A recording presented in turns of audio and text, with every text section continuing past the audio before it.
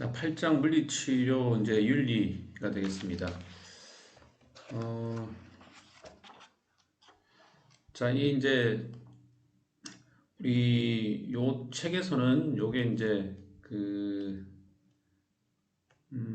마지막 이제 그 장이 되는 거죠. 그 뒤쪽으로는 어 이제 신경 사례별 그런 내용들이 나오고 부록 이런 것들이 이제 붙어져 있습니다. 자, 그래서 이 책에 대한 내용에 대해서는 이제 8장이 마지막 부분이 되겠고요. 그래서 이 부분까지 이번 학기는 8장까지만 진행을 그렇게 하면 되겠습니다. 자, 마지막으로 물리치료 윤리입니다. 그래서 이제 윤리, 뭐 도덕 이런 것들 여러분 유치원 때부터 뭐 그죠? 가정에서나 또는 이런 학교에서 뭐 사회에서 많이 들었던 부분이죠. 특히 이제 우리나라가 뭐 유교 문화, 불교 문화 이런 문화들이 예전부터 강하게 이제 자리매김하면서 특히 이 이제 이 선대에서부터 그러니까 부모 때부터 이러한 도덕적인 자세, 윤리적인 그런 사고들, 또 학교에서도 그렇죠. 도덕 시간, 뭐 윤리 시간 이런 걸 통해서 이제 많이 배웠는데, 자 오늘은 자 그런 것들을 베이스로 해서 직업인이 갖고 있을 윤리, 즉 직업적 윤리는 무엇인가? 우리는 뭐예요? 우리 물리치료사가 될 거잖아요. 그러면 물리치료사가 가져야 되는 윤리, 직업 윤리는 어떤 것이 있는지를 8장에서 좀 살펴보도록 하겠습니다. 예, 학습 목표는 먼저 그 일반적인 윤리 이론에 대해서 보도록 하고, 그리고 나서 물리치료 윤리에 대한 내용, 그리고 사례를 통한 임상 적용 등으로 좀 보도록 하겠습니다.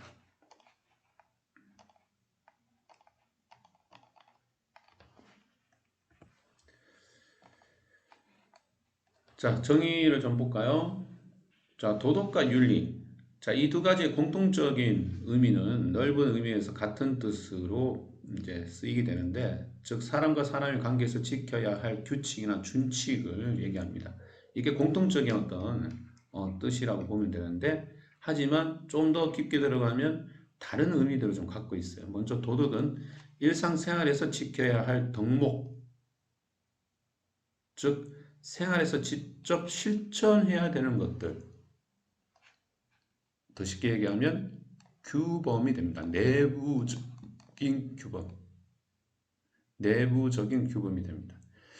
자, 이 뭐 내부적인 규범이라는 게 이 뭐냐면 이제 그런 거죠. 그 사회가 정해 놓은 규범들을 얘기합니다. 더 쉽게 얘기하면 자, 신호등은 빨간불에서는 멈추고 파란불에서는 건너라. 자, 이런 것들이 다 도덕과 관련된 내부적인 규범이라고 보면 되겠고요. 자, 윤리는 뭐냐?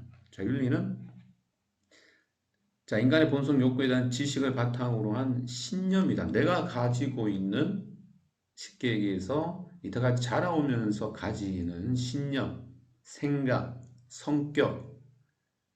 그래서 이런 걸 바탕으로 해서 나타나는 그런 행동들을 우리는 윤리라고 합니다. 그래서 자, 이 윤리는 내부적인 규범과 외부적인 규범을 합한 것이다. 좀 더 쉽게 얘기하면 자, 윤리란 도덕적인 사고를 바탕으로 이 도덕적인 사고에서는 여기 신념이 들어가는 겁니다. 신념을 바탕으로 윤리적 판단을 통해서 행동하는 일련의 과정들을 윤리라고 할 수 있어요. 그래서 이때 어떻게 이제 이렇게 보면 윤리는 각 사람마다 신념이 다르잖아요. 각 사람마다 생각이 다르고 그런 성격이 다르기 때문에 각 사람마다에서 나타나는 그런 판단에 의해서 윤리는 각각 다르다. 즉 규정할 수가 없다. 그래서 규정이란 말은 옳고 그름을 얘기합니다. 물론 이제 사회를 이루고 있기 때문에 이 사회 전체에서 인정하는 것들 또는 인정하지 않은 것들이 있죠. 자, 예를 들어서 하나를 예를 들어 보면 우리가 코로나 이제 작년에 처음 시작되었을 때 우리나라는 IT 국가다, 그죠? 예?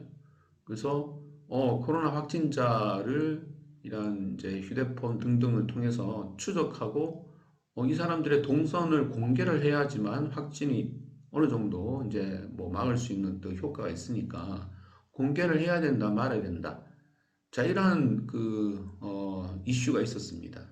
그러니까 결국에는 물론 공개를 하는 쪽으로 했지만, 자, 공개를 하지 않는다고 해서 이 사람이 나쁜 뭐 윤리다, 도덕적으로 어긋난다. 자, 그렇지는 않잖아요. 공개를 하자는 윤리적인 판단, 공개를 해서는 안 된다는 윤리적인 판단, 뭐가 옳습니까? 자, 개별적으로 따져보면 옳은 건 없죠. 하지만 공익을 위해서, 이 사회를 위해서 이제 결정을 내리는 겁니다. 자, 그래서 윤리적인 거라는 거는 물론 도덕이 되면 이게 밑바탕이 없으면 안 되는 거죠. 당연히 도덕적인 신념 이런 것들이 밑바탕에 깔려 있고 그 다음에 직업적인 어떤 판단을 내리는 건데 A가 옳을 수도 있고 또는 B가 옳을 수도 있다. 자, 따라서 이러한 윤리라는 거는 내외부적인 규범을 합한 거고 다시 얘기해서 윤리적인 판단을 내리는 어떤 절차 이런 것들이 여기에 포함되어 있다라고 보시면 되겠습니다. 예, 윤리 이론에 대해서 좀 보도록 할게요. 이건 뭐 중요한 게 아니니까 좀 빨리 넘어가겠습니다. 169쪽부터 쭉 나와 있습니다. 자, 우리가 윤리 이론을 이 배우는 이유는 도덕을 이해하고 체계적이고 명확하게 설명하기 위해서 이런 이제 윤리 이론을 배우는 거고요. 대부분의 윤리 이론은 철학이나 종교에서 이제 나오게 됩니다. 그래서 어떻게 하면 이 사회의 규범을 잘 만들어서 이 사회가 잘 운영될 수 있느냐 이제 이런 것들을 만들기 위해서 이렇게 우리가 이제 이 윤리 이론이라는 걸 만들어서 하게 되겠고요. 자, 그리고 예, 그다음 이제 확신을 얻기 위해서 자기가 가장 이 고려하고 어떤 생각하는 것들의 확신을 얻고 그 확신을 도덕적으로 기술하기 위해서 이러한 윤리 이론 등을 만든다고 보시면 되겠습니다. 자, 그리고 또 하나 이게 이제 어떻게 보면 더 중요한 건데요. 이러한 윤리 이론은 윤리적 딜레마를 명확하게 해결하는 데 도움을 줄 수 있다. 우리 조금 전에 제가 설명했듯이 윤리라는 것은 어떤 딜레마를 해결하는 그 과정이라고 했는데 그걸 명확하게 좀 해결하겠는데 도움을 주는 게 바로 윤리 이론이라고 보면 되겠습니다. 자, 많은 윤리 이론이 있지만 그 중에서 뭐 가장 우리가 많이 알고 또 많이 배웠던 윤리 이론들 한 6가지를 간추려서 보도록 하겠습니다. 실용주의, 종교윤리, 덕윤리, 공리주의, 의무윤리, 권리윤리 등이 되겠습니다. 자, 먼저 권리윤리입니다. 자, 권리윤리는 사람의 인권을 도덕적으로 가장 중요하게 보는 윤리예요. 그래서 인권을 기초로 합니다. 즉, 사람은 존중받을 그러한 의무가 있는 거죠.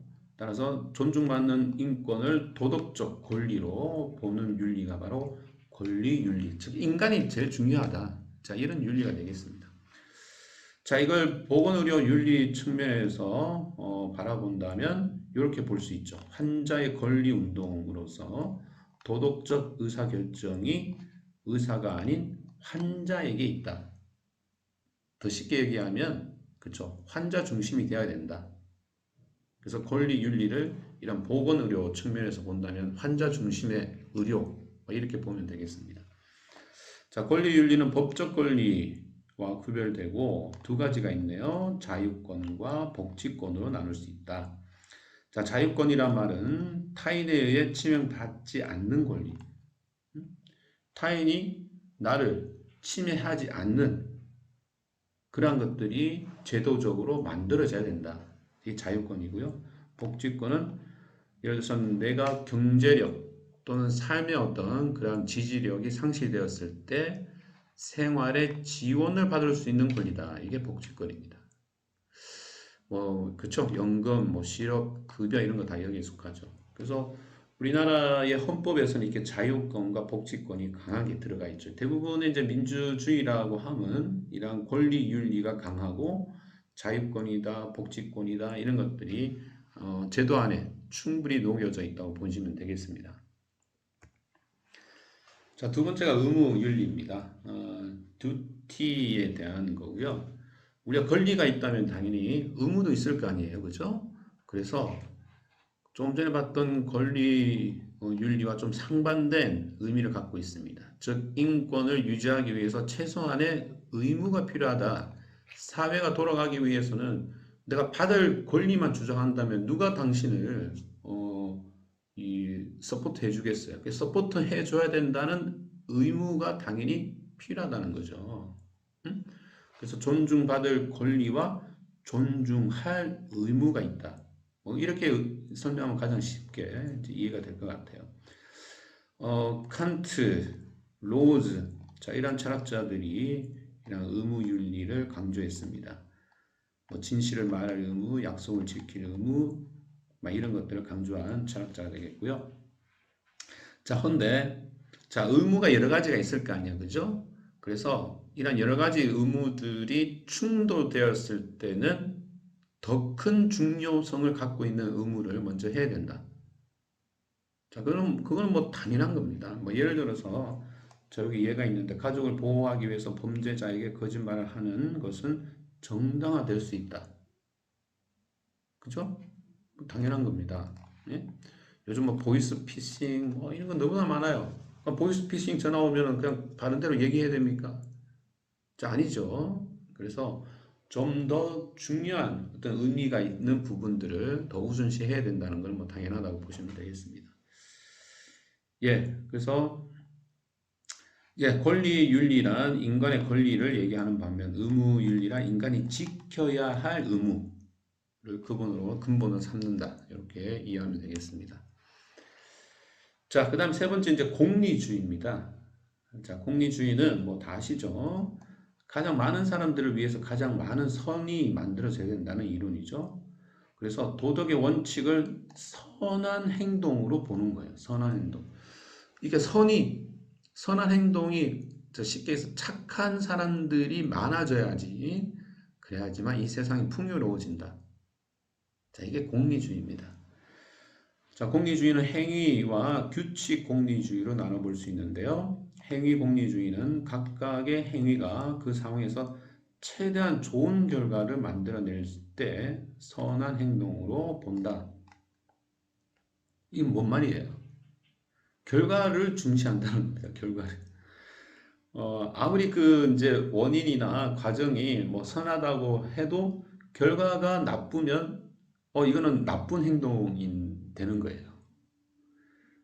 그래서 이거는 그쵸. 이게 상황에 따라 좀 다를 수가 있겠지만, 하여튼, 결과가 좋아야 된다. 응? 결과가 좋아야지만, 일단 선한 행동으로 본다. 자, 이렇게 되는 거고요. 자, 그 다음에, 반면에 규칙 공리주의는 사회가 일정한 규칙을 정해놓고, 그 규칙에 따라서 선한 행동을 하도록 하는 겁니다. 예를 들어서 윤리 강령, 윤리 선포, 이런 것들이죠. 우리도 지금 물리치료 윤리 강령이라는 게 있어요.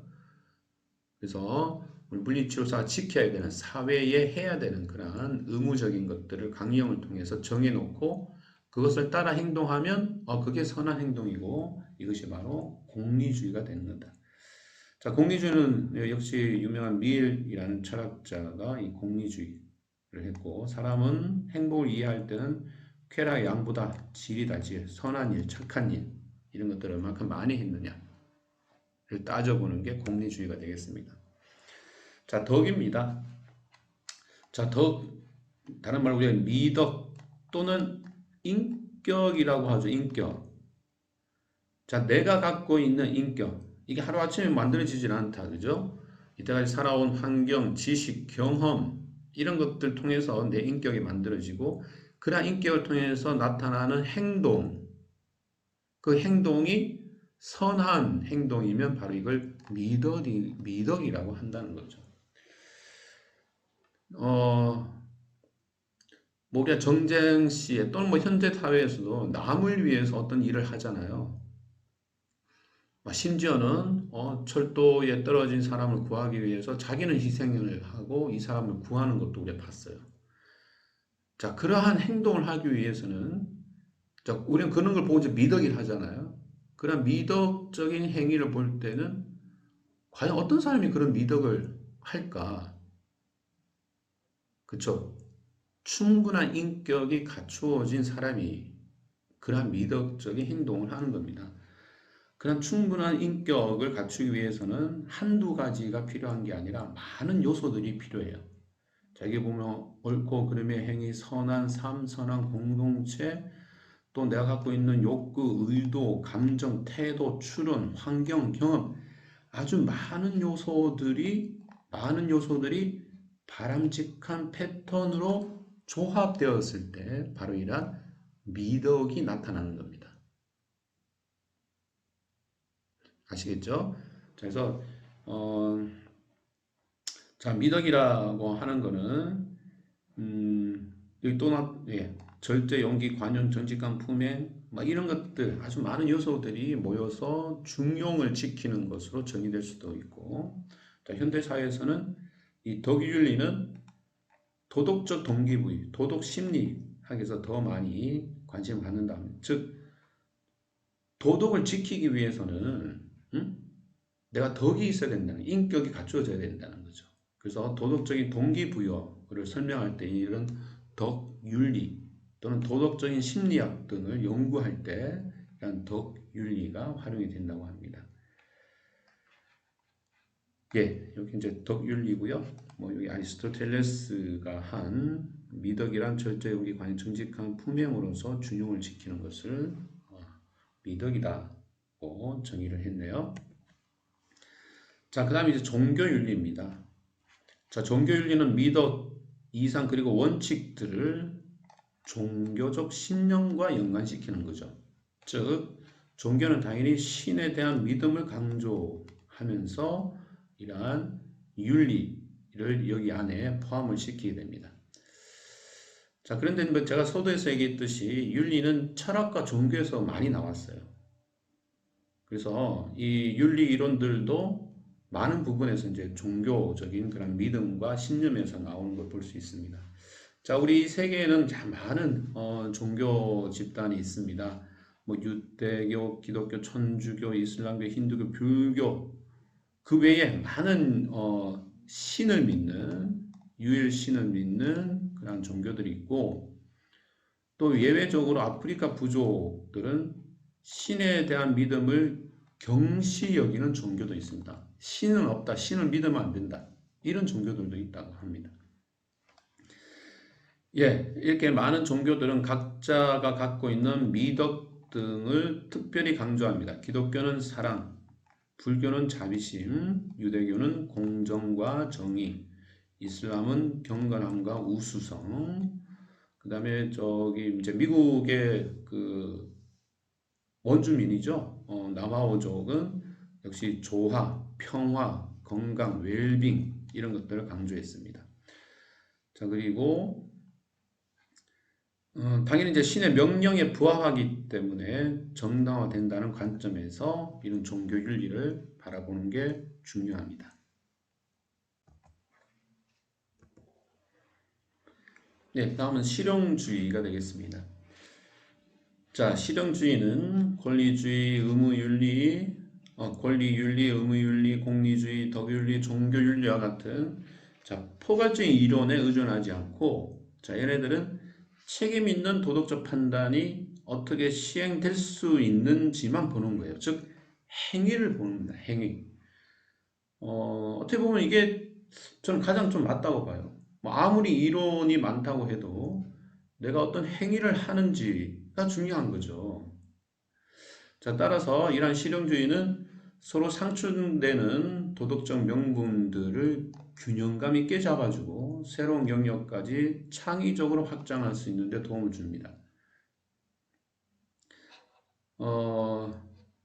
자, 그래서 이 실용주의는 현대사회에서 특히 이 젊은 세대에서 많이 강조되고 있는 거죠. 자, 아무리 그냥 뭐 도덕적 이론이 중요하고 뭐 사회적 직분 뭐 이런 것들이 중요하더라도 중요한 건 어떻게 행위를 하느냐. 자, 그런 것들이 이제 중요해서 여기 보면 특정 상황들과 관련된 사실들과 가치들을 살펴보는 것, 이런 것들이 중요하게 강조되는 게 바로 실용주의가 되겠습니다. 자, 사실과 가치, 자, 이런 것들을 따져보는 게 실용주의고요. 자, 그래서 자, 어떤 윤리가 최고일까라는 물음에서 우리는 어떤 것을 추구할 것인가라는 답변을 낼 수가 있어요. 아주 쉽게 얘기해서, 자, 이 지금 많은 윤리 이론들이 있는데 여기서 가장 좋은 윤리 이론이 뭐냐?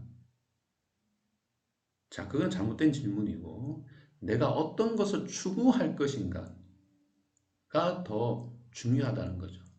내가 실용주의를 추구할 것인가? 나의 캐릭터에 맞는 내 환경에 맞는 것은 공리주의다. 내 환경에 맞는 것은 종교윤리다. 그래서 내가 갖고 있는 어떤 그 환경과 그런 캐릭터를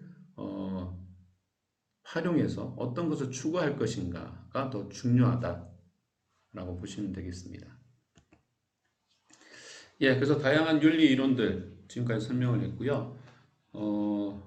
한 6가지 해서 요약한 목표로 보시면 되겠고, 자, 여러분 책에서는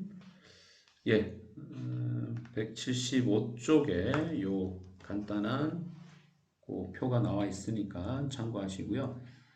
요 하나 오타가 한 게 있습니다. 요 하나 좀 수정을 하면 좋겠습니다. 덕윤리에서 덕윤리를 강조한 여기 맥킨타이어라는 사람인데요.